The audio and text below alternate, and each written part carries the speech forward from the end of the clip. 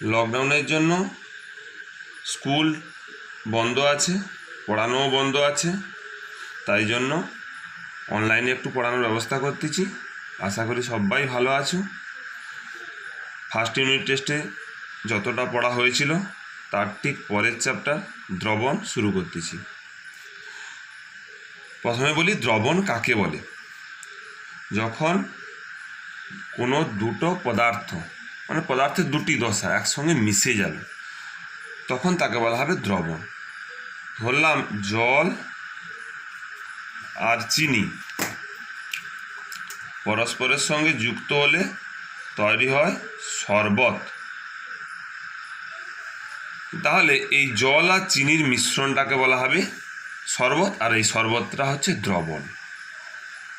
দ্রবণ মানে হচ্ছে একটা মিশ্রণ, দ্রবণ মানে হচ্ছে একটা মিশ্রণ। এবার বলি দ্রাব কাকে বলা হয়। যার পরিমাণ কম থাকে তাকে বলা হয় দ্রাব।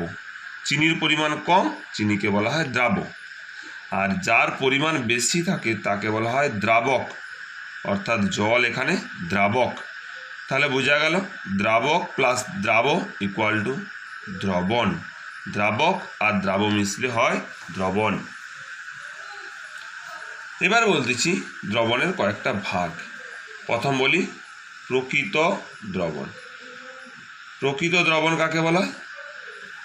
যে ক্ষেত্রে কণাগুলির ব্যাস, মানে আমরা এই যে চিনি কণা বা যে কোনো কণাকে যখন জলে মিশিয়ে দেব তাদের আকৃতিটি গোলাকার ধরব। এর ক্ষেত্রে এটা কি গোলক, মানে এটাকে বলা হয় ব্যাস। এই ব্যাসটা হবে 10⁻⁻8 সেমি বা তার কম। এইভাবে অত্যন্ত ক্ষুদ্র ক্ষুদ্র কণা আকারে মিশে যাবে, মিশে গিয়ে একটি স্বচ্ছ সমসত্ব মিশ্রণ তৈরি করবে। একটি স্বচ্ছ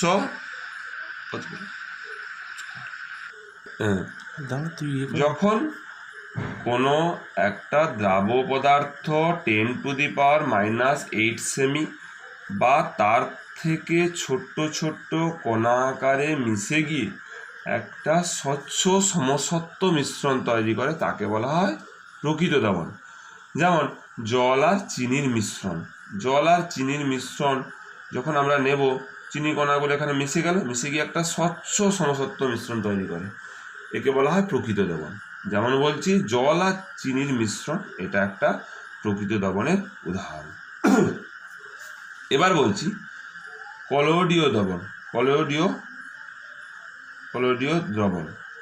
কলোয়ীয় দ্রবণ কাকে বলা হয়? যে ক্ষেত্রে কণাগুলির ব্যাস 10⁻⁻7 থেকে 10⁻⁵ সেমি ব্যাসের হবে এবং এরা মিশে গিয়ে একটা অস্বচ্ছ অসমসত্ব মিশ্রণ তৈরি করবে, অর্থাৎ ঘোলাটে দ্রবণ তৈরি করবে, তাকে বলবো কলোয়ীয় দ্রবণ। যে ক্ষেত্রে কণাগুলির ব্যাস 10⁻⁻7 থেকে -5 সেমির মধ্যে থাকবে, মিশে গিয়ে এক প্রকার অস্বচ্ছ অসমসত্ব মিশ্রণ তৈরি করবে, তাকেই বলা হবে কলোয়ীয় দ্রবণ। যেমন নদীর জল। নদীর জল একটা ঘোলাটে দ্রবণ, একে বলা হয় কলোয়ীয় দ্রবণ। এবার বলছি প্রলম্বন। প্রলম্বন কাকে বলা হয়? যে ক্ষেত্রে কণাগুলির ব্যাস 10⁻⁻5 সেমির চেয়ে বড় হয়ে গিয়ে এক প্রকার অস্বচ্ছ অসমসত্ব মিশ্রণ তৈরি করবে, অস্বচ্ছ অসমসত্ব মিশ্রণ তৈরি করবে, তাকেই বলবো প্রলম্বন। যেমন চকের গুঁড়া, মানে আমরা যে ব্ল্যাকবোর্ডে লিখি চক, সেই চককে গুঁড়া করে যখন আমি জলে দিয়ে দেবো তখন এরা বড় বড় কণা আকারে মিশে গিয়ে এক প্রকারের দ্রবণ তৈরি করবে, তাকে বলা হবে প্রলম্বন, তাকে আমরা বলবো প্রলম্বন। এবার বলছি ইমালশন। ইমালশন যখন দুটি অমিশ্রণীয় তরল, অর্থাৎ ধরো সরষের তেল আর জল, সরষের তেল আর জল একসঙ্গে মিশিয়ে দেওয়া হবে, মানে একটা বোতলে, ধরো স্প্রাইট বোতল বা যে কোনো একটা জলের বোতল, বিসলারির যে জল বোতলগুলো, ওই জল বোতলে কিছুটা সরষে তেল যোগ করলাম, ওই 5-6 ফোঁটা সরষের তেল যোগ করার পর ভালো করে আমরা ঝাঁকাবো। ভালো করে এরকম যখন আমরা ঝাঁকালে সেই সরষের তেল কণাগুলি ওর মধ্যে বিন্দু বিন্দু বিন্দু বিন্দু আকারে মিশে থাকবে, বিন্দু বিন্দু আকারে মিশে থাকবে। একেই বলা হয় ইমালশন, একেই বলা হয় ইমালশন। ধরলাম এইটা একটা স্প্রাইট বোতল, সবাই দেখতে পাচ্ছিস এইরকম জায়গায় জল লেয়ারটা আছে। এখানে যদি সামান্য পরিমাণ আমি দিয়ে দিলাম সরষে তেল, দেওয়ার পর একে আমি ভালো করে এরকম ঝাঁকালে দেখবি এর মধ্যে এরকম বিন্দু বিন্দু বিন্দু আকারে সরষে তেলগুলা এরকম এর মধ্যে বিন্দু বিন্দু বিন্দু আকারে মিশে থাকবে। একেই বলা হবে কি ইমালশন। এবার বলছি ইমালশন কারক। ইমালশন কারক যখন দুটি অমিশ্রণীয় পদার্থ অর্থাৎ জল আর তেল এরা মিশতে চাইছে না, বাইরের থেকে একটা পদার্থ যোগ করলাম, যার প্রভাবে দুটি অমিশ্রণীয় তরল পরস্পরের সঙ্গে মিশে যায়, তাকেই বলবো আমরা ইমালশন কারক। তাকেই বলবো আমরা ইমালশন কারক। যার প্রভাবে দুটি অমিশ্রণীয় তরল পরস্পরের সঙ্গে মিশে যায় তাকে বলবো আমরা ইমালশন কারক।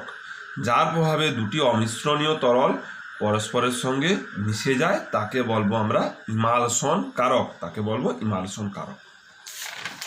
এবারে বলছি বিস্তৃত তন্ত্র। আমরা পদার্থের 3টে দশা জানি, কঠিন, তরল, গ্যাসীয়। কঠিন, তরল আর জানি গ্যাস।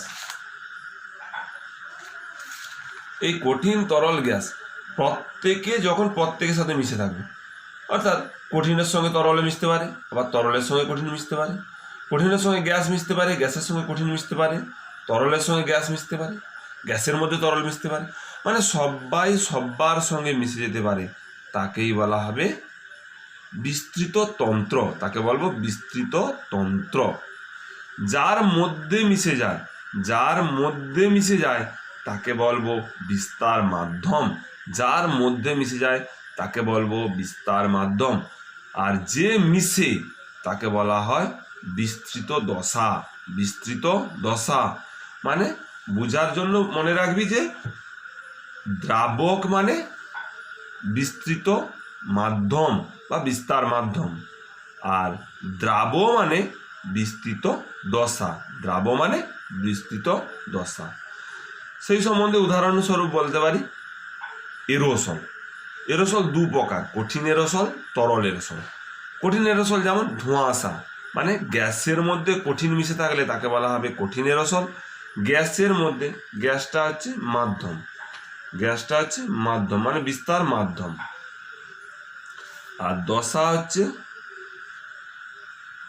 দশাটা হচ্ছে যখন কঠিন, মানে ধরো বায়ুটা গ্যাস, তার মধ্যে আছে বালিটা হচ্ছে কঠিন, এরা দুজন মিশলে উৎপন্ন হইল ধোঁয়াশা।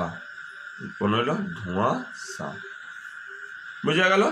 এটা হচ্ছে কঠিন এরোসল। যখন তরল গ্যাসের মধ্যে মিশে থাকবে, তরলটা দশা, মাধ্যমটা হচ্ছে গ্যাস, তাকে বলা হবে তরল এরোসল। তাকে কি বলবো? তরল এরোসল। যেমন জলীয় বাষ্প যখন বায়ুর সঙ্গে মিশে থাকে তখন উৎপন্ন হয় কুয়াশা। তাহলে বোঝা গেল যে এরোসলের ব্যাপার। এখানে দেখো গ্যাসের মধ্যে তরল মিশছে একবার, আবার গ্যাসের মধ্যে কঠিন মিশছে একবার, তাহলে সবাই সবার মধ্যে মিশতে পারে, একেই বলা হবে কি এরোসল। এবার বলছি দ্রাব্যতা। দ্রাব্যতা কাকে বলা হয়? কোনো নির্দিষ্ট উষ্ণতায়, একটা নির্দিষ্ট উষ্ণতায়, এই কথাটা মাস্ট বি পরীক্ষার হলে লিখতে হবে। কোনো নির্দিষ্ট উষ্ণতায় 100 গ্রাম দ্রাবকে সর্বাধিক যত গ্রাম দ্রাব দ্রবীভূত হতে পারে। কোনো নির্দিষ্ট উষ্ণতায় 100 গ্রাম দ্রাবকে সর্বাধিক যত গ্রাম দ্রাব দ্রবীভূত হতে পারে। মানে ধরলাম জল নিলাম 100 গ্রাম, আর তার মধ্যে যতটা পরিমাণ দ্রাব্য পদার্থ দ্রবীভূত হতে পারে, তার মধ্যে যতটা পরিমাণ দ্রাব্য পদার্থ দ্রবীভূত হতে পারে তাকেই বলা হবে কি দ্রাব্যতা। তাই কি বলবো দ্রাব্যতা। তাহলে দ্রাব্যতার সংজ্ঞায় মাস্ট বি নির্দিষ্ট উষ্ণতা, নির্দিষ্ট উষ্ণতা এই কথাটা উল্লেখ করতেই হবে, কারণ উষ্ণতা পরিবর্তন করলে দ্রাব্যতাটা চেঞ্জ হয়ে যায়, উষ্ণতা পরিবর্তন করলে দ্রাব্যতা চেঞ্জ হয়ে যায়। এই জন্য দ্রাব্যতার সংজ্ঞায় অল টাইম আমাদের উষ্ণতা কথাটা উল্লেখ করতে হবে। এবার বলছি যে ধরলাম এন গ্রাম দ্রবণ, এন গ্রাম হচ্ছে দ্রবণ, দ্রবণ হচ্ছে এন আর দ্রাব্য আছে এম। তাহলে দ্রাবক কত? দ্রাবক সমান এন মাইনাস এম, দ্রাবক সমান কি লিখবো এন মাইনাস এম। তাহলে এবার দ্রাব্যতার সংজ্ঞাটা কি বলা হবে না এন মাইনাস এম গ্রাম দ্রাবকের মধ্যে এম গ্রাম দ্রাব্য আছে, একে কত M by N minus M, আর 100তে কত হবে M by N minus M into 100, একেই বলা হয় দ্রাব্যতা। তাহলে বলতে পারি দ্রাব্যতা সমান দ্রাব্য বাই দ্রাবক ইন্টু 100, একেই বলা হবে দ্রাব্যতা। বোঝা গেল? এবার বলছি দ্রাব্যতার উপর উষ্ণতা এবং চাপের প্রভাব। উষ্ণতা বাড়ালে অর্থাৎ গরম করলে দেখা যায় অনেক বস্তু তাড়াতাড়ি দ্রবীভূত হয়ে যায়, আবার অনেক বস্তু দ্রাব্যতা অর্থাৎ দ্রবীভূত হওয়ার প্রবণতাও কমে যায়। যেমন ধরলাম কলি চুন, মানে আমরা যে চুন যে ব্যবহার করি, চুন জমিতে দেওয়ার জন্য চুন, সেই চুন যখন আমরা ব্যবহার করি সেই চুনকে যখন আমরা জলে দিই দেখতে পাই যে চুন জলটা গরম হয়ে যায়। অর্থাৎ এই সমস্ত ক্ষেত্রে কিন্তু তাপ প্রয়োগ করলে অর্থাৎ উষ্ণতা বাড়ালে এদের দ্রাব্যতা হ্রাস পাবে। আবার বলতেছি যাদেরকে জলে দ্রবীভূত করলে, যাদেরকে জলে দ্রবীভূত করলে তাপ উৎপন্ন হয় তাদেরকে গরম করলে হিতে বিপরীতে হবে, মানে তাদের দ্রাব্যতা কমে যাবে। আর যাদেরকে জলে দ্রবীভূত করলে ঠান্ডা হয়ে যায় তাদেরকে গরম করলে দ্রাব্যতা বৃদ্ধি পাবে। বিপরীত ঘটনা হবে সবসময়। উষ্ণতা বাড়ালে যদি আমরা আবার আমি গরম করি দ্রাব্যতা হ্রাস পাবে, আর উষ্ণতা কমালে গরম করলে দ্রাব্যতা বৃদ্ধি পাবে। বোঝা গেল সবারই? চাপ বৃদ্ধি করলে কিন্তু দ্রাব্যতার তেমন কোনো প্রভাব নেই, চাপ বৃদ্ধি করলে দ্রাব্যতার তেমন কোনো প্রভাব নেই। এবার বলি দ্রাব্যতা লেখ কি?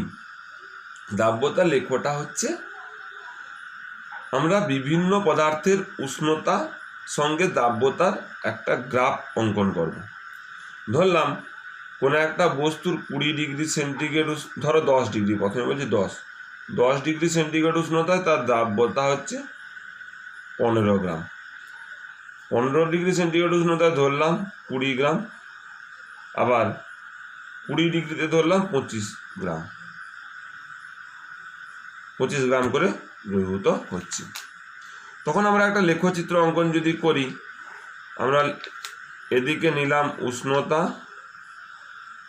আর এদিকে নিলাম দ্রাব্যতা। এবারে এটাকে ধরলাম 5, 10, 15, 20, 25, এদিকে এটাকে ধরলাম 5, 10, 15, 20, এটাকে ধরলাম 25। এবারে বলছি কত 10 ডিগ্রি সেন্টিগ্রেড উষ্ণতায় দ্রাব্যতা কত 15, এখানে 15 একটা গোল করলাম। 15 ডিগ্রিতে হলো কত 20, গোল করলাম। আর 20 ডিগ্রিতে কত হয়েছে 25 গ্রাম, এখানে গোল করলাম।